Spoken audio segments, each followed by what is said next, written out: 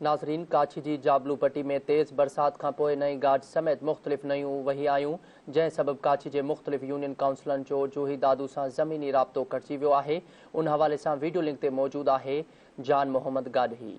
जी नाज़रीन, काछे में जेके मुसलसल बरसातनि खां पोइ जेके मुख़्तलिफ़ नयूं वही अचण जे करे जेके काछे जा जेके हेठाई वारा इलाइक़ा आहिनि उहे जेको सो हिन वक़्तु ॿोॾि वारी मंज़र जेका सो सूरत हाल पैदा थी वई आहे। काछे नए गाज समेत जेके मुख़्तलिफ़ नयूं आहिनि उहे वही अचण जे करे जोई हाजी खान रोड ऐं जोई वाई पांदी रोड जेके आहिनि सो उहे हिन वक़्तु पाणी हेठि अची विया आहिनि। जोई जेका वाई पांदी रोड खे जेके मुख़्तलिफ़ हंधनि खां बि घारा लॻा आहिनि ऐं जेके काछे वासियुनि सां जेको जोई सां ज़मीनी राब्तो आहे उहो हिन वक़्तु बि काटा थी वियो आहे ऐं हिन वक़्तु पाणी जेको आहे सो FP बंद सां टकराइजी जेको मंसूर तरफ़ जेको आहे सो पाणी रवां आहे। तव्हांखे ॿुधाईंदा हलूं त काछे जा जेके मुख़्तलिफ़ यूनियन काउंसिल आहिनि, टंडो रहीम खान,